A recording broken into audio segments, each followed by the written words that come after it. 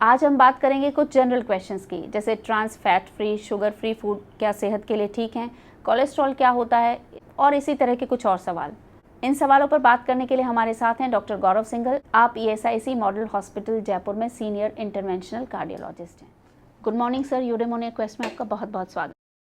अगर किसी का BMI 40 से भी ज़्यादा है तो उसको मॉर्बिड ओबीस बोलते हैं। तो वो एक तरह से बहुत ही सीवियर ओबेसिटी है जिसके अंदर ऑलमोस्ट हाइपरटेंशन होने की संभावना, डायबिटीज़ होने की संभावना, ऑब्स्ट्रक्टिव स्लीप एपनिया होने की संभावना बहुत ज़्यादा है। अभी जैसे हम एक पिछले वीडियो में हम बात कर रहे थे कि डायस्टोलिक डिसफंक्शन की वजह से कोई हार्ट फेलियर का है पेशेंट ग्रेड 1 2, तो उसके लिए 10,000 स्टेप्स ठीक है या उसको कुछ कम एक्सरसाइज करना? तो ऐसा नहीं है कि केवल नट्स में ही वही चीज़ है जो हम प्राप्त करना चाहते हैं। हमारी रूटीन दिनचर्या में जो भी हम खाने पीने की वस्तु हैं उसमें थोड़ा अच्छा कोलेस्ट्रॉल होता ही है। इंडियन सिनेरियो में हम देखते हैं कि डायबिटिक जो पेशेंट्स हैं उनका ट्राइग्लिसराइड लेवल ज़्यादा होता है। तो अगर किसी पेशेंट का एक थ्रेशोल्ड से ज़्यादा है, जैसे गाइडलाइंस के हिसाब से 500 से ज़्यादा है, तो फिर उसका ट्रीटमेंट करना चाहिए। माँ को भी बोलता हूँ, वो भी माँ मेरी सेंधा नमक यूज करती थी इस नमक की बच्चों जगह। को क्या इस तरह की बिस्किट चिप्स खिलाने चाहिए? खुद तो बातें, पर छोटे बच्चों की बात ज़्यादा रहती है कि क्या उनके लिए ये ठीक है? क्योंकि जिस दवाई से एंजियोग्राफी की जाती है वो एक डाई होती है, वो किडनी से फिल्टर होती है। सीटी कोरोनरी एंजियोग्राफी के बाद जब उसमें रुकावट आ जाती है तब वापस वो कार्डियोलॉजिस्ट पहुंचते हैं। अब फिर वो ये कहते हैं कि अब मेरी एंजियोग्राफी। जितने भी वीडियोस हम बना रहे हैं, आपसे जब भी बात चलती है आप ओबेसिटी की बात करते हैं, तो BMI क्या होता है ये बताइए प्लीज़। BMI का फुल फॉर्म है बॉडी मास इंडेक्स। तो ये एक बहुत ही इजी फॉर्मूला है अपने बॉडी के अंदर कितना फैट है वो जानने का। तो जो BMI का फॉर्मूला है वो ये है कि weight in kilogram divided by height in metre square. जी। सो इसकी ग्रेडिंग की हुई है जिसमें हम कहते हैं कि जो 18 टू 24.9 वाले पेशेंट हैं जिनकी जो इस लेवल में बीच में आते हैं, तो इसका मतलब है कि इनका वेट नॉर्मल रेंज में है। और अगर 24.9 से ऊपर अगर किसी का वेट हो जाता है तो उसको हम ओवरवेट बोलते हैं। तो जनरली इसको हमने डिसाइड किया हुआ है 25 टू 30, एक तरह से एक मोटे तौर पे बोला जाए तो ये ओवरवेट में आते हैं। अगर किसी का BMI 30 से भी ज़्यादा हो जाता है तो हम इसको ओबीस बोलते हैं। जी। और अगर किसी का वेट BMI 40 से भी ज़्यादा है तो उसको मॉर्बिड ओबीस बोलते हैं। तो वो एक तरह से बहुत ही सीवियर ओबेसिटी है जिसके अंदर ऑलमोस्ट हाइपरटेंशन होने की संभावना, डायबिटीज़ होने की संभावना, ऑब्स्ट्रक्टिव स्लीप एपनिया होने की संभावना बहुत ज़्यादा है। जी। तो इसको ये एक तरह से इनडायरेक्ट मेथड है अपनी बॉडी का फैट मेजर करने का। जी। सर, आजकल एक और बात सुनने में आती है, जब से स्मार्ट वॉचेस का ज़्यादा चलन हुआ है तब से 10,000 स्टेप्स जो है ये बहुत लोगों का टारगेट रहता है। तो क्या सबके लिए 10,000 स्टेप्स चलना ठीक है? देखिए, पहले तो मैं ये बताना चाहूँगा कि ये 10,000 स्टेप्स का ट्रेंड कैसे आया। जी। तो जनरली सभी फिजिशियन, सभी कार्डियोलॉजिस्ट ये रिकमेंड करते हैं कि अगर हमें फिट रहना है, हमें हार्ट अटैक से, लकवा से बचना है, तो हफ्ते में 30 मिनट एक्सरसाइज करनी है, हफ्ते में 5 दिन के लिए। जी। मुझे लगता है कि शायद किसी कैलकुलेशन से ये डिसाइड हो गया कि 10,000 स्टेप्स जो हम कर रहे हैं वो 30 मिनट एक्सरसाइज के बराबर होते होंगे। इसीलिए किसी संस्था ने इसको इस तरह बता दिया कि ये 10,000 स्टेप्स करेंगे तो इसका मतलब है आप 30 मिनट एक्सरसाइज, मॉडरेट इंटेंसिटी की एक्सरसाइज कर रहे हो। सभी को करना चाहिए, अगर कोई कर रहा है तो इट्स अ गुड थिंग, क्योंकि इससे आप भविष्य में आने वाली बीमारी से बचे रहेंगे। बट कुछ पेशेंट्स होते हैं जो हार्ट फेलियर के पेशेंट हैं, हार्ट के पेशेंट हैं, हार्ट अटैक अभी आया है ताज़ा ताज़ा, तो ऐसे पेशेंट को 10,000 स्टेप्स नहीं करने चाहिए। इनफैक्ट अगर ऐसे पेशेंट हमारे पास आते हैं तो हम उनको यही बोलते हैं कि अभी आपको सुपरवाइज्ड एक्टिविटी करनी है। सुपरवाइज्ड एक्सरसाइज का मतलब होता है डॉक्टर की देखरेख में या किसी मेडिकल पर्सनल की देखरेख में। और जब आपको हार्ट फेलियर से रिकवरी हो जाए या हार्ट अटैक से रिकवरी हो जाए तब आप अपनी रूटीन एक्टिविटी कर सकते हैं। सर, तो अभी जैसे हम एक पिछले वीडियो में हम बात कर रहे थे कि डायस्टोलिक डिसफंक्शन की वजह से कोई हार्ट फेलियर का है पेशेंट ग्रेड 1 2, तो उसके लिए 10,000 स्टेप्स ठीक है या उसको कुछ कम एक्सरसाइज करना? डायस्टोलिक डिसफंक्शन अगर किसी पेशेंट को है और उसकी वजह से उसको डायस्टोलिक हार्ट फेलियर हो गया है, तो ऐसे पेशेंट को सुपरवाइज्ड एक्सरसाइज की सलाह दी जाती है, जिसमें अगर वो 10,000 स्टेप कर पा रहा है एट ए टाइम तब तो हम उसे मना नहीं कर सकते, वो करना चाहिए। अगर वो नहीं कर पा रहा है तो उसको टुकड़ों टुकड़ों में करने के लिए हम बोल सकते हैं। जैसे कि सुबह नाश्ते से पहले वो घूम ले, अपना स्टेप्स कुछ आधा टारगेट पूरा कर ले और फिर शाम को फिर कर ले। कई बार ये सुनने में आता है किसी की कार्डियक अरेस्ट से डेथ हो गई, तो क्या कुछ हार्ट की कोई मैक्सिमम कैपेसिटी है क्या जिससे ज़्यादा वो नहीं उसको एक्सर्ट करना चाहिए? देखिए ऐसा कुछ भी नहीं है, और इनफैक्ट ये एक बहुत ही कॉमन बात हो गई है कि पेशेंट को ये मीडिया या अखबार वाले या ये से बोल देते हैं कि सडन किसी पेशेंट की डेथ हुई है, चाहे वो एक्सरसाइज करती हुई हुई, गाना गाती हुई हुई या फिर जिम करते हुई, तो उसको हार्ट अटैक की संज्ञा दे देते हैं, जबकि ऐसा ज़रूरी नहीं है। क्योंकि सडन डेथ अगर किसी पेशेंट की होती है तो उसके बहुत सारे कारण होते हैं, जिसमें मुख्य कारण मैं मानता हूँ हार्ट अटैक होता है। इसके अलावा हो सकता है किसी पेशेंट को ब्रेन हेमरेज हुआ हो, वजन उठाते हुए, वेट उठाते हुए, तो ब्रेन हेमरेज भी एक तरह से सडन डेथ करता है। तो लेकिन इन जनरल हम उसको कह देते हैं हार्ट अटैक आया जी, उसको डेथ हो गई। इसी तरह एओर्टिक डिसेक्शन, जो एक हार्ट की मेन धमनी होती है, अचानक वजन उठाने से वो धमनी में डिसेक्शन हो जाता है, जिसकी वजह से पेशेंट की डेथ हो सकती है। इसके अलावा एक बीमारी होती है पल्मोनरी एम्बोलिज्म, जिसको हम आजकल ज़्यादा तवज्जो देने लगे हैं, पहले नहीं देते थे, जिसके अंदर फेफड़ों की जो आर्टरी होती है, नसें होती हैं, उसमें ब्लॉकेज आ जाते हैं, वो भी पेशेंट को सडन कार्डियक डेथ ही कर देती है। तो ऐसा नहीं है कि मतलब केवल हार्ट अटैक से सडन डेथ होती है, ये जो मैंने अभी नाम लिए इन बीमारियों से भी सडन डेथ हो सकती है। दूसरा आपका क्वेश्चन कि मैक्सिमम कैपेसिटी, तो एक्चुअली जितनी कैपेसिटी होती है हम उतना ही काम कर पाएंगे। अगर आपकी कैपेसिटी खत्म होने वाली होगी तो आप काम नहीं कर पाओगे। तो ऐसा नहीं है कि कोई कैपेसिटी से ऊपर कोई काम कर ही सकता, क्योंकि उसका आपका जो हार्ट है या ब्रेन है, उसको उतनी ऑक्सीजन मिल ही नहीं पाएगी, तो वो पेशेंट को अपने आप ही रुकना पड़ेगा या किसी नॉर्मल व्यक्ति को रुकना ही पड़ेगा।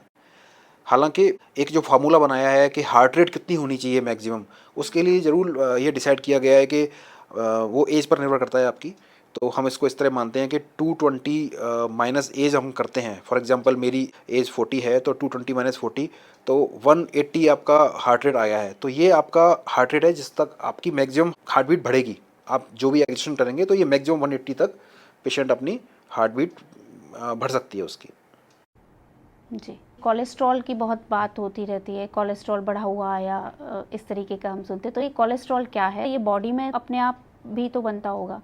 बिल्कुल बनता है। 80% जो कोलेस्ट्रॉल का निर्माण हमारी बॉडी में ही होता है। लीवर का काम ही कोलेस्ट्रॉल बनाना होता है। बाकी का 20% हम अपनी डाइट से लेते हैं। और एक कोलेस्ट्रॉल जो है वो एक तरह से एक फैटी स्ट्रक्चर है, जो हमारी बॉडी में सभी वाइटल ऑर्गन के फंक्शन में बहुत ही इम्पोर्टेंट है। जैसे कि हमारे शरीर के हार्मोन्स का निर्माण, विटामिन्स का निर्माण, ब्रेन की जो सेल्स हैं उनकी वाइटलिटी मेंटेन रखने के लिए कोलेस्ट्रॉल बहुत ज़्यादा ज़रूरी होता है। सर, तो जो ये कई बार आता है कि ये तेल अच्छा है, ये तेल बुरा है, ये कोलेस्ट्रॉल बढ़ाता है, ये नहीं बढ़ाता, ऐसा कुछ है क्या सर? देखिए हर ऑयल की अपनी अपनी एक प्रॉपर्टी होती है। जी। और ये रिसर्च में पाया गया कि किसी ऑयल से कोई एक टाइप का कोलेस्ट्रॉल बढ़ जाता है, किसी ऑयल से कोई और टाइप का कोलेस्ट्रॉल कम हो जाता है। तो मल्टीपल टाइप के ऑयल्स हैं जिनकी सेवन से कोलेस्ट्रॉल के जो टाइप्स हैं, जैसे एलडीएल, वीएलडीएल, एचडीएल, उनका बढ़ना घटना तय होता है।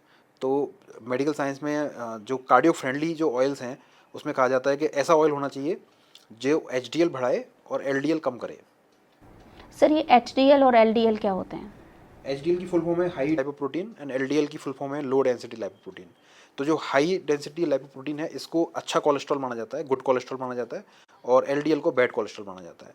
तो जब भी हम अपने मेडिकल साइंस में ट्रीटमेंट की बात करते हैं तो हम एलडीएल को कम करने के लिए बोलते हैं और एचडीएल को बढ़ाने के लिए बोलते हैं। तो सर, ऐसे डाइट क्या हो सकती है कि एचडीएल ज़्यादा रहे और एलडीएल कम हो? बिल्कुल, ये बहुत सारी डाइट मेथड्स हैं जिनसे हम एलडीएल को कम कर सकते हैं, एचडीएल बढ़ा सकते हैं। जैसे कि अगर हम फ्रूट्स वेजिटेबल्स की बात करें तो ये आपके कोलेस्ट्रॉल स्तर को कम करते हैं, मुख्यतः एलडीएल को कम करते हैं और अच्छा कोलेस्ट्रॉल को बढ़ाते हैं। अगर हम नट्स की बात करें, दालें, लेग्यूम्स हो गए, चना, राजमा, जो भी अपने इंडियन डाइट्स होती हैं, अगर उनका सेवन हम करते हैं तो उससे भी एलडीएल कम होता है और एचडीएल बढ़ता है।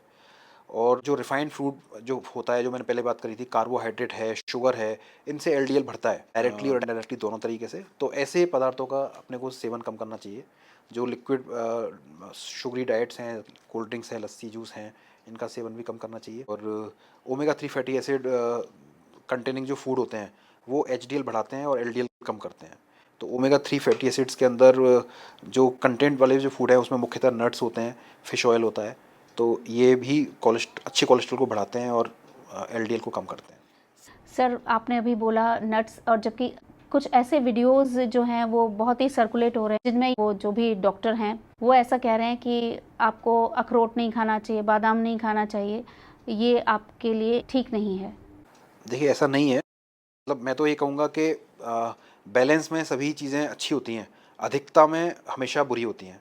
तो ये जो अखरोट और बादाम, ये ड्राई फ्रूट्स होते हैं, ये अपने को लिमिटेड अमाउंट में ही खाने चाहिए, क्योंकि इनके अंदर बहुत ज़्यादा ऑयल होता है और उसमें बैड कोलेस्ट्रॉल कम होता है, बट ऑयल तो होता ही है जी।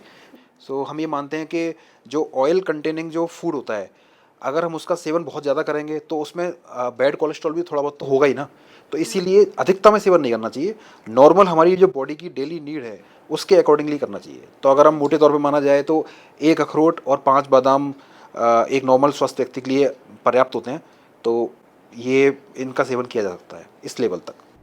क्योंकि अगर जैसे आपने अभी बताया ये हमारी बॉडी की फंक्शनिंग के लिए ये ज़रूरी है, अगर कोई बिल्कुल बंद कर देगा, जैसा कि उन वीडियोस को सुन करके कोई कर सकता है, कोई डिमेंशिया का पेशेंट है अगर उसको, जैसे कि तो डॉक्टर कहते हैं कि इनको नट्स खिलाइए। देखिए नट्स के अंदर, नट डॉक्टर अगर किसी को बोलता है कि नट्स खिलाइए तो वो इसलिए बोलता है कि डॉक्टर को भी ये बताया गया है या पढ़ाया गया है कि नट्स के अंदर प्रचुर मात्रा में अच्छा कोलेस्ट्रॉल मौजूद है। तो अगर वो बता रहा है तो इसका मतलब है कि वो ये कहना चाह रहा है या ये ट्रीटमेंट देना चाह रहा है कि अच्छे कोलेस्ट्रॉल से पेशेंट की ब्रेन सेल्स मजबूत होंगी, पेशेंट के वाइटलिटी बढ़ेगी, हार्मोन्स का सीक्रेशन और उनका स्ट्रक्चर निर्माण अच्छा होगा। तो उस केसेस में नट्स हम बोलते हैं। सो आपने जो पहले क्वेश्चन किया कि अगर कोई वीडियो ने बोल रहा है कि नट्स नहीं खाने चाहिए तो क्या नहीं बंद कर देनी चाहिए, देखिए ये आपकी एक पर्सनल चॉइस है कि आपको नट्स खाने चाहिए नहीं खाने चाहिए। क्योंकि अगर हम रिकमेंड करेंगे नट्स खाने का तो हो सकता है कि पेशेंट बहुत ज़्यादा खाने लग जाएं। तो ऐसा नहीं है कि केवल नट्स में ही वही चीज़ है जो हम प्राप्त करना चाहते हैं। हमारी रूटीन दिनचर्या में जो भी हम खाने पीने की वस्तु हैं उसमें थोड़ा अच्छा कोलेस्ट्रॉल होता ही है। जैसे मैंने बताया, लेग्यूम्स हैं, चने हो गए, राजमा हो गए, दालें हो गई, उसमें भी हमें अच्छा कोलेस्ट्रॉल मिल जाता है। तो ऐसा नहीं है कि हमें ज़रूरी ही है, बट जो हमें अच्छा कोलेस्ट्रॉल चाहिए वो हमें लेना है, चाहे किसी भी माध्यम से लिया जाए। वैसे आईसीएमआर की जो गाइडलाइन आई है, डाइटरी गाइडलाइन, उसमें उन्होंने एक पिरामिड दिया हुआ है। सबसे नीचे उसमें अप्रॉक्स 500 ग्राम्स जो है वो वेजिटेबल्स और फ्रूट्स, और सबसे ऊपर 30 ग्राम के करीब नट्स तो दिए हुए हैं। इसलिए आपसे क्वेश्चन किया मैंने, क्योंकि ये गाइडलाइन तो अभी मई में आई है, पर वो जो भी वीडियोज़ जिनके ये हैं वो बहुत ज़्यादा वेल सर्कुलेटेड, मतलब इतना ज़्यादा उनके व्यूअरशिप है, तो कहीं लोग मिसगाइड भी हो सकते हैं। ज़रूरत किसी चीज़ की है, वो कह रहे हैं घी भी बिल्कुल मत खाइए, ज़ीरो ऑयल कुकिंग कीजिए, तो अगर उसको फॉलो करके लोगों को नुकसान भी हो सकता है। बिल्कुल जी, हो सकता है।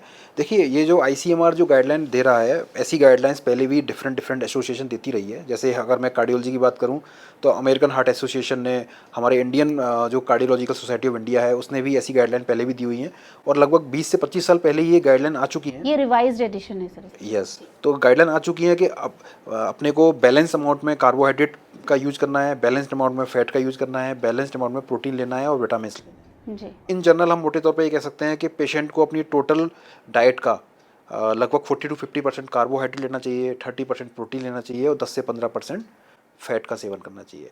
उस फैट में कौन सा अच्छा फैट होता है, कौन सा बुरा फैट होता है, इसके लिए ज़रूर हम आज बात कर सकते हैं। जैसे कि हम मानते हैं कि जो डाइटरी जो मिल्क प्रोडक्ट होते हैं, तो मोटे तौर पे मैं ये दर्शकों को बोलूँगा कि दूध भी लें, छाछ भी लें, दही भी लें, बट बैलेंस्ड अमाउंट में लें, बहुत ज़्यादा भी ना लें और बहुत कम भी ना लें। उसी तरह अगर हम मीट की बात करें तो मीट के अंदर बहुत ज़्यादा बैड कोलेस्ट्रॉल होता है। एनिमल जो मीट है उसके अंदर बहुत ज़्यादा बैड कोलेस्ट्रॉल होता है, तो मीट का उपयोग कम से कम करें। इसके अलावा कुछ कहते हैं कि फ़िश ऑयल या फ़िश खाने से भी अच्छा कोलेस्ट्रॉल आता है, तो हफ्ते में 1 सर्विंग आप फ़िश की ले सकते हैं। फ़िश ऑयल जो सप्लीमेंट हैं जो कई सालों से मार्केट में हैं और ये बताते हैं कि इससे हार्ट की बीमारी कम हो जाती है, तो ऐसा कोई गाइडलाइन नहीं है। फ़िश ऑयल खाने से बस आपकी जेब ही ठंडी होगी, बाकी हार्ट की मजबूती नहीं मिलेगी। ट्राइग्लिसराइड का भी नाम सुनने में आता है सर, ये क्या होते हैं? देखिए कोलेस्ट्रॉल जो होता है, कोलेस्ट्रॉल के विभिन्न पार्ट होते हैं। तो जैसे मैंने आपको पहले बताया था कि एक एचडीएल होता है जो अच्छा कोलेस्ट्रॉल माना जाता है, एलडीएल होता है, इसी तरह एक ट्राइग्लिसराइड होता है। ट्राइग्लिसराइड भी एक तरह की फैट है, और इसके भी हम कंपोनेंट, जब हम लिपिड प्रोफाइल वाला ब्लड टेस्ट करते हैं तो उसमें हम 5 कंपोनेंट आपने देखे होंगे, उसमें LDL, HDL, triglyceride, total cholesterol और एचडीएल और नॉन एचडीएल का रेशो, इस तरह के 5 या 6 कंपोनेंट आते हैं। इंडियन सिनेरियो में हम देखते हैं कि डायबिटिक जो पेशेंट्स हैं उनका ट्राइग्लिसराइड लेवल ज़्यादा होता है। तो अगर किसी पेशेंट का एक थ्रेशोल्ड से ज़्यादा है, जैसे गाइडलाइंस के हिसाब से 500 से ज़्यादा है, तो फिर उसका ट्रीटमेंट करना चाहिए। अगर 500 से नीचे है तो डाइट थेरेपी से ट्रीटमेंट करके या उसको लाइफस्टाइल मॉडिफिकेशन हम चेंज करने को बोलते हैं, मॉडिफिकेशन कराते हैं ताकि उसका ट्राइग्लिसराइड कम हो जाए। सर अभी थोड़ी देर पहले हमने तेल की बात की थी कि तेल कौन सा अच्छा कौन सा बुरा, ये कन्फ्यूजन रहता है। और घी को लेकर के भी बहुत रहता है। बहुत सारे लोग कहते हैं कि घी, क्योंकि वो एनिमल फैट है, तो कहते हैं कि घी अच्छा नहीं है। घी को लेकर के आप क्या कहना चाहेंगे? क्या घी खाना चाहिए? किस उसका प्रपोर्शन तो जैसे आपने कहा लिमिट में लेना चाहिए, बिल्कुल। पर घी और अगर किसी ऑयल को हम कंपैरिजन करना चाहें, कुछ लोग बोलते हैं सरसों का तेल, तो क्या बेटर है? जी देखिए, पहली बात तो मैं ये बताना चाहूँगा कि मोटे तौर पर हमें 10 से 15% फैट की आवश्यकता होती है अगर आप डिजीज नहीं हैं तो। लेकिन अगर आप कार्डियक पेशेंट हैं तो हम इसको 10% से कम करने को बोल देते हैं, लेकिन 10 से 15% तो आपको जनरली लेना चाहिए। अब किस फॉर्म में लिया जाए वो अपने घर की रसोई पर निर्भर करता है। जैसे सैचुरेटेड फैट होता है, सैचुरेटेड फैट होता है जो अपनी सर्दियों में जम जाता है और गर्मियों में पिघल जाता है। तो कोकोनट ऑयल जो होता है, पाम ऑयल होता है, ये सैचुरेटेड फैट है। तो इसका सेवन कम से कम करना चाहिए, क्योंकि स्टडीज़ कहती हैं कि सबसे ज़्यादा हार्ट पर दुष्प्रभाव इन्हीं चीज़ों से होते हैं। इसके बाद जो मोनो अनसैचुरेटेड फैट्स हैं, जिसके अंदर एक ही हाइड्रोजन बॉन्ड होता है, जिसके अंदर ऑलिव ऑयल, कनोला ऑयल, ये सब आते हैं। तो इनके बारे में मैंने आपको पहले बताया था कि प्रॉपर्टी हर ऑयल की डिफरेंट होती है। तो ऐसे ऑयल तभी यूज करने चाहिए जब आपको फ्राई ना करना हो कोई चीज़, क्योंकि ये ज़्यादा तापमान पर डिजनरेट हो जाते हैं और फिर इनका जो बैड पार्ट है वो बाहर आ जाता है और गुड जो क्वालिटी है वो ख़त्म हो जाती हैं। तो केवल टचअप के लिए कोई आपको ऐसी चीज़ बनानी हो जिसको बहुत ज़्यादा गर्म ना करना पड़े, उस पर आपको ऑलिव या कनोला यूज़ करना चाहिए। अगर कोई एक चीज़ आपको फ्राई करनी है तो उसके लिए जो मुझे लगता है कि सरसों का तेल बहुत ही अच्छा ऑयल है। इसके अलावा क्योंकि वो ज़्यादा तापमान पर ख़राब नहीं होता। इसी तरह जो अपना जो घर में देसी घी आता है वो भी ज़्यादा तापमान पर ख़राब नहीं होता। तो जब ज़्यादा तापमान में ख़राब नहीं होगा तो वो जो बैड कोलेस्ट्रॉल में तब्दील नहीं होता है। तो ऑयल का उपयोग कम से कम करें, लेकिन करें तो आप ये देख के करें कि आप पका क्या रहे हो, क्योंकि हर ऑयल का प्रॉपर्टी डिफरेंट होती है। उसका जो टेम्परेचर पे टूटने की क्षमता होती है वो भी अलग होती है। जैसे ऑलिव और कनोला ऑयल की बात करूँगा तो 40 डिग्री पे टूट जाते हैं, ब्रेक हो जाते हैं जो इनका केमिकल बॉन्ड है। जबकि जो सरसों का तेल है और या घी है इसका, ये 100 डिग्री सेंटीग्रेड तक भी टूटते नहीं हैं। तो कोई चीज़ फ्राई करनी हो, डीप फ्राई करनी हो तो सरसों का तेल या घी का उपयोग करें, और अगर नहीं करना हो तो ये normal canola olive oil use कर सकते हैं। सर आजकल पैकेज फूड जो कि बहुत ज़्यादा लोग खाते हैं, पसंद करते हैं, और बच्चे तो स्पेशली खाते हैं, उस पर ट्रांस फैट फ्री या शुगर फ्री लिखा होता है। वो तो ये दिखाने के लिए लिखा होता है कि ये हेल्थ के लिए ठीक है, पर क्या ये बात सही है? देखिए जी, मैं तो यही कहूँगा कि इन सभी चीज़ों से आज हम लोग नहीं बच सकते, क्योंकि सभी जगह अवेलेबल हैं। बट ऐसा कोई पदार्थ कॉमर्शियल तौर पे निर्माण नहीं किया जा सकता जिसके अंदर ट्रांस फैट या सैचुरेटेड फैट ना हो। जी। तो सभी जो डिब्बाबंद पदार्थ हैं, चाहे वो बिस्किट हो, नमकीन हो या कोई भी फूड आइटम हो, उसके अंदर ट्रांस फैट तो होगा ही होगा। तो इसका सेवन कम से कम करें, मैं तो यही सलाह दूंगा। अवॉइड तो नहीं कर सकते, बट कम से कम करें, ये आप ज़रूर करें। सर एक हमेशा सॉल्ट को लेकर के भी कहा जाता है कि नमक का कम इस्तेमाल करना चाहिए, और जैसे कि गाइडलाइंस है 5 ग्राम की। तो अभी पिछले मंथ में शायद ये न्यूज़पेपर में कहीं मैंने पढ़ा था कि जो 50% से ज़्यादा भारतीय हैं वो इस लिमिट से ज़्यादा नमक इस्तेमाल कर रहे हैं। तो जब आप लोग कहते हैं कि नमक का कम इस्तेमाल कीजिए, तो मैं यही पूछना चाहूँगी दर्शकों की तरफ से कि नमक का इस्तेमाल कम कैसे कर सकते हैं? देखिए, ज़्यादा नमक का सेवन घातक होता है। घातक सडनली नहीं होता है, but it's a slow process, जिसमें आपको भविष्य में हाइपरटेंशन, हार्ट फेलियर की संभावना, किडनी की बीमारी हो सकती है। तो इसका मोटे तौर पे हम ये बोल सकते हैं कि अगर आपको नमक का सेवन कम करना है तो हम जो सलाह देते हैं वो ये सलाह देते हैं कि एक्स्ट्रा एडेड सॉल्ट नहीं डालना। तो जैसे आप सलाद खा रहे हो, खीरा टमाटर काटा है तो उस पर बिना नमक के खा लें। किसी फ्रूट्स पर कोई नमक ना डालें। जिन चीज़ों में नमक ज़्यादा होता है, जैसे हमारी रसोई में जो ज़्यादा नमक वाली चीज़ें हैं वो आपको पता ही है। एक तो अचार होता है, चटनी होती है, पापड़ होते हैं, डीप फ्राइड जो मठरीज़ होती हैं, समोसे, कचौड़ी, नमकीन होती हैं, इनमें सब में बहुत ज़्यादा नमक होता है। तो ऐसी चीज़ों का सेवन कम से कम करें या हफ्ते में एक बार करें, तो मुझे लगता है लिमिट में आ सकते हैं आपके खाद्य पदार्थ सारे। सर नमक को लेकर एक और बात लोग कहते हैं कि ये जो टेबल सॉल्ट होता है ये ज़्यादा बुरा होता है, जबकि सेंधा नमक आप खा सकते हो।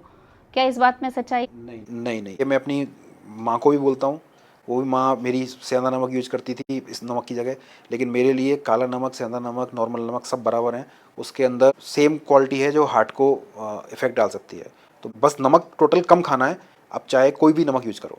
सर वैसे हम पहले भी बात कर चुके हैं कि प्रोसेस्ड फूड नहीं खाना चाहिए, लेकिन फिर भी आजकल जितना चलन हो गया है, कोई भी कहीं भी जा रहा है, उसे भूख लगी, वो फटाफट पैकेट लिया। चिप्स बच्चे तो बहुत ही प्रेफर करते हैं चिप्स, कहीं भी उन्हें मौका लगा और वो चिप्स का पैकेट खोल के खाते रहते हैं। तो उनकी मदर्स के लिए क्या आप मैसेज देना चाहेंगे बच्चों को? क्या इस तरह की बिस्किट चिप्स खिलाने चाहिए? खुद तो बातें, पर छोटे बच्चों की बात ज़्यादा रहती है कि क्या उनके लिए ये ठीक है? देखिए, अभी जितनी भी स्टडीज़ हैं वो यही कहती हैं कि शुगर कंटेनिंग फूड नहीं खाने चाहिए। अब आम जनता को मैं समझाना चाहूँगा कि शुगर का मतलब मीठा नहीं होता, कार्बोहाइड्रेट को हम शुगर ही मानते हैं। तो चाहे वो ब्रेड ही हो, चाहे उसमें शुगर चीनी नहीं है, बट वो ब्रेड भी कार्बोहाइड्रेट में ही आती है। तो जितनी भी बाज़ार में मिलने वाली चीज़ें हैं, चाहे वो बिस्किट है, ब्रेड है, नमकीन है, टोस्ट हैं, या कोई भी ऐसी चीज़ जो आजकल मार्केट में बेकरी में पाव भाजी है, केक्स हैं, आइसक्रीम्स हैं, ये सभी नुकसान करती हैं शरीर को हर अंग को दुष्प्रभाव डालती हैं। लेकिन कोई हम मुझसे ये पूछता है कि सर हम तो काफ़ी सालों से खा रहे थे, हमें तो कुछ नहीं हुआ। तो मैं उनको यही कहता हूँ कि हमारी नेचर ने हमें इतना मजबूत बनाया है कि बच्चों को इतनी डिफेंस मैकेनिज्म दी हैं कि बच्चे खाते रहते हैं और वो जवान भी हो जाते हैं, तब तक उनको उस बीमारी का पता ही नहीं पड़ता कि वो कुछ होएगी नहीं होएगी, लेकिन बाद में पता पड़ता है। तो ये एक स्लो प्रोसेस है। तो अगर हम स्लो प्रोसेस से भी चलेंगे तब भी बीमारियां तो एक लेटर स्टेज पे आएंगी ही आएंगी। तो अगर आप रोकना चाहते हो तो इनको बचपन से ही इनका सेवन कम कर देना चाहिए। और आप देखते हो कि आजकल बच्चे मोटापे से पीड़ित हैं, और बच्चों को कम उम्र में आजकल डायबिटीज़ होने लगी है। इवन अभी एक 17 साल का पेशेंट हार्ट अटैक से आया, उसकी एंजियोप्लास्टी करी। तो हम लोग ये डिस्कस करते हैं कि आजकल कम उम्र में हार्ट अटैक होने लग गए हैं। तो हो सकता है कि ये इसके जो कारण है वो हमारा जो फूड पैटर्न है, खाने का डाइट पैटर्न है, वही रहा हो। क्योंकि मैं देखता हूँ कि रोज़ किसी को भूख लगती है, वो बिस्किट खा लेता है, नमकीन खा लेता है, और ज़्यादा से ज़्यादा हो तो रेडीमेड फूड अवेलेबल है मार्केट में, वो खा लेता है। तो हो सकता है कि सारी बीमारियां जो अभी हो रही हैं, चाहे वो कैंसर ही हो, वो इन्हीं मिलावटी खाद्य पदार्थों की वजह से या फिर हाई शुगर या कार्बोहाइड्रेट की वजह से हो रहा हो। सर हार्ट अटैक का वीडियो तो पहले बना चुके हैं, लेकिन उसमें जैसे आपने बताया था कि मैं मेन सिम्टम्स की बात कर रहा हूँ, तो उसमें आपने चेस्ट पेन का जिक्र किया था। पर क्या इसके अलावा भी हार्ट अटैक में कोई सिम्टम्स हो सकते हैं जो कि लेस कॉमन होते हैं? बिल्कुल। जैसे कुछ पेशेंट्स होते हैं, खासकर मैं बात करूं महिलाओं की, और जिनकी एज 60 से ऊपर है, जो एल्डरली पेशेंट हैं, उनको जनरली कुछ परसेंटेज केसेस में चेस्ट पेन होता ही नहीं है, और जिसको हम साइलेंट अटैक बोलते हैं। तो उनको क्या सिम्टम हो सकते हैं? उनको चलने फिरने में सांस फूल सकती है, बैठे बैठे सांस फूल सकती है। कई बार तो पेशेंट हमें ये बताता है कि मुझे अस्थमा हो गया है, और मुझे अस्थमा का इलाज कर दो। तो जब हम उसकी ईसीजी करते हैं तो मालूम पड़ता है कि उसको हार्ट अटैक है। तो सांस फूलना हो सकता है, जल्दी थकान हो जाना, किसी काम को करने में पहले थकान नहीं होती थी और अब आपको रूटीन अपने घर के काम करने में थकान हो जाती है, तो वो भी एक हार्ट अटैक आने का लक्षण हो सकता है। सर एंजियोप्लास्टी क्या होती एंजियोप्लास्टी का मतलब टेक्निकल टर्म्स में तो ये है कि हम किसी पेशेंट के जो हार्ट की आर्टरी है उसको हम बैलून के माध्यम से या स्टेंट के माध्यम से ओपन कर दें, तो इसको हम एंजियोप्लास्टी बोलते हैं। सर और एक एंजियोग्राफी होती है, और एंजियोग्राफी में भी एक जो एंजियोग्राफी जो तार के थ्रू की जाती है, और एक दूसरी जो सीटी कोरोनरी एंजियोग्राफी, इसमें क्या डिफरेंस है और कौन सी बेटर है? देखिए, दोनों ही दोनों ही अच्छी होती हैं, बट किस पेशेंट की कौन सी होनी चाहिए इस पर निर्भर करता है कि पेशेंट को कौन सा ज़्यादा फ़ायदा देगी। तो ये बहुत अच्छा क्वेश्चन है, क्योंकि बहुत सारे पेशेंट्स मेरे से भी कंफ्यूज होते हैं। मैं इनको एंजियोग्राफी एडवाइस करता हूँ तो वो कहते हैं सीटी करा लीजिए, तो मैं उनको बताता हूँ कि आपको सीटी कोरोनरी एंजियोग्राफी से फ़ायदा नहीं मिलेगा। तो एक शॉर्ट में बता देता हूँ कि जो पेशेंट को बीमारी होने के चांसेस ज़्यादा हैं, हार्ट की बीमारी होने के या कोरोनरी मतलब जो हार्ट की नसों में रुकावट है उसके चांस होने के ज़्यादा हैं, तो हम डायरेक्टली उनको तार वाली एंजियोग्राफी प्रेफर करते हैं। और जो पेशेंट को प्रोबेबिलिटी कम है, हमें लगता है कि पेशेंट को हार्ट की बीमारी नहीं है, बट पेशेंट हमारे पास ओपीडी में चेस्ट पेन करके आ रहा है बार बार, और वो हमसे ये चाहता है कि हम उसकी एंजियोग्राफी कर लें, तो हम उसको सीटी कोरोनरी एंजियोग्राफी की सलाह देते हैं। क्योंकि सीटी कोरोनरी एंजियोग्राफी हमें ये तो बताती है कि रुकावट है, लेकिन ये ढंग से नहीं बता पाती कि वो कितनी रुकावट है। तो अगर मैं कहूँ कि किसी पेशेंट को प्रोबेबिलिटी है हार्ट की रुकावट आने की, तो मैंने उसकी सीटी कोरोनरी एंजियोग्राफी अगर लिख दी और तो मुझे मालूम है कि उसकी प्रोबेबिलिटी ज़्यादा है आने की और वो आ गई, तो अब मैं क्लूलेस हो गया। अब मुझे वापस तार वाली एंजियोग्राफी भी जाना पड़ेगा टू कंफर्म द फाइंडिंग्स। समझ रहे हैं? अगर कोई यंग फीमेल आती है, कोई यंग मेल आता है चेस्ट पेन करके और उसका पेन नहीं जा रहा है नॉर्मल पेन किलर से, या उसकी टीएमटी में भी कुछ खराबी आई है, उसका हमने स्ट्रेस टेस्ट किया उसमें खराबी आई है और हमें लग रहा है कि फिर भी इसको हार्ट की दिक्कत नहीं है, तो हम उसकी सीटी कोरोनरी करते हैं। क्योंकि सीटी कोरोनरी अगर नॉर्मल है तो it means it is normal, तो nobody can challenge it. But अगर सीटी कोरोनरी में कुछ खराबी दिख गई है तो हमें फिर कंफर्म करना पड़ेगा कि ये खराबी है भी, और अगर है तो कितनी परसेंटेज है, वो हमें एग्जैक्ट परसेंटेज सीटी कोरोनरी से मालूम नहीं पड़ पाती है। सर जैसे अभी हम बात कर रहे थे कि एक फेमस जो हैं डॉक्टर जिनके वीडियोस बहुत लोग देख रहे हैं, वो ये कह रहे थे कि ज़्यादातर लोगों में 50-60% ब्लॉकेज तो होता ही है, उन्हें पता ही नहीं होता। तो क्या ये बात भी सही है? नहीं नहीं, बिल्कुल झूठ है। किसी को कोई ब्लॉकेज नहीं होता है। ब्लॉकेज की शुरुआत जो साइंटिफिकली हम बुक्स में पढ़ते हैं कि वो कह सकते हैं कि बच्चा जब 2 साल का होता है तभी से चालू हो जाती है। बट इसका मतलब ये नहीं है कि वो 40 से 30 साल का हो जाएगा, 30-40 साल का तो उसको 50-60% की ब्लॉकेज आ जाएगी, ऐसा कुछ नहीं होता। क्योंकि हार्ट अटैक सबसे ज़्यादा जो होते हैं वो 50-60% के ब्लॉकेज में ही होते हैं। तो क्योंकि प्लाक रप्चर होता है, कभी भी धीरे धीरे रुकावट होने से हार्ट अटैक नहीं होते। धीरे धीरे रुकावट होने से तो पेशेंट को एंजाना होता है, मतलब पेशेंट को चलने फिरने में दर्द होगा, सांस फूलेगा। लेकिन अचानक जो हार्ट अटैक आता है वो जनरली 50-60% वाले ब्लॉकेज में आता है। तो ये बिल्कुल झूठ है कि नॉर्मल पेशेंट को भी 50-60% ब्लॉकेज मिलते हैं, ऐसा नहीं है। सर सीटी कोरोनरी एंजियोग्राफी और जो नॉर्मल एंजियोग्राफी है, किसके लिए कौन सी सही?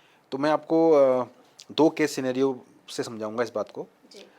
कोई 40-45 साल की एक महिला पेशेंट मेरे पास आती है और वो उसको जो चेस्ट पेन हो रहा है वो उसके लिए चाहती है कि पता पड़े कि हार्ट का है या नहीं। तो मैंने उसके सिम्टम्स उससे पूछे, मुझे लगा कि हार्ट के सिम्टम नहीं है और उसकी ईसीजी भी नॉर्मल है, और वो इंसिस्ट करती है कि मुझे बताइए कि हार्ट की बीमारी है नहीं। तो ऐसे पेशेंट को हम स्ट्रेस टेस्ट कराते हैं। स्ट्रेस टेस्ट में मुख्यतः जो सबसे कॉमन टेस्ट है जो हमारे कंट्री में होता है वो ट्रेडमिल टेस्ट होता है। तो हम ट्रेडमिल टेस्ट के आधार पर डिसाइड करते हैं कि पेशेंट की एंजियोग्राफी करानी चाहिए या नहीं करानी चाहिए। सपोज़ कीजिए कि ट्रेडमिल टेस्ट नेगेटिव आता है, तो हम उस पेशेंट को यही कहेंगे कि आपको अभी कोई किसी भी टेस्ट की ज़रूरत नहीं है और आप रिलैक्स रहिए। उसके बावजूद भी अगर पेशेंट को पेन होता है या पेशेंट ये चाहती है कि उसकी एंजियोग्राफी हो जाए, तो ऐसे केस में हम उसको सीटी कोरोनरी एंजियोग्राफी की सलाह देते हैं। क्योंकि एक क्लिनिशियन या चिकित्सक को मालूम है कि इसकी मोस्ट लाइकली ये एंजियोग्राफी नॉर्मल आएगी। तो इसलिए जब एंजियोग्राफी नॉर्मल आती है सीटी कोरोनरी एंजियोग्राफी, तो इसका मतलब वो नॉर्मल ही आएगी, और वो इसका अर्थ भी यही है कि वो नॉर्मल है।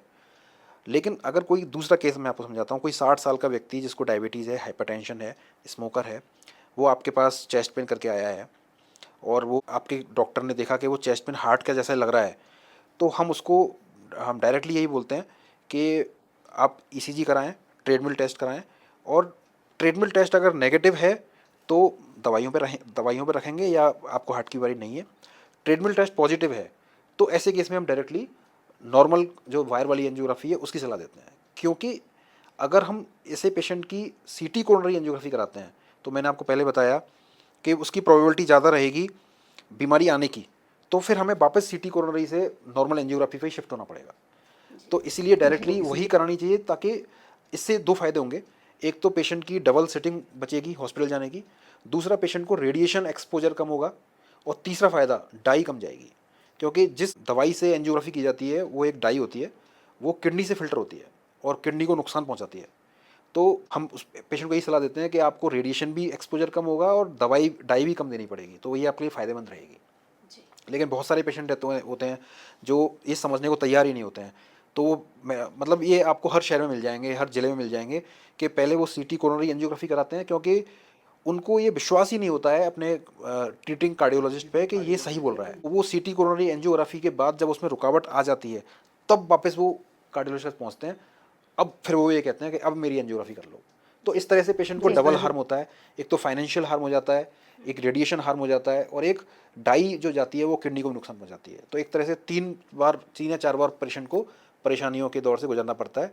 तो मैं यही कहूँगा कि मैंने जिस 2 केस सिनेरियो से समझाया है, मैं चाहूँगा कि दर्शक इसका फ़ायदा उठाएं, क्योंकि इससे उनकी क्लियर हो जाएगा कि किस पेशेंट को सीटी करानी है और किस पेशेंट को नॉर्मल एंजियो करानी है।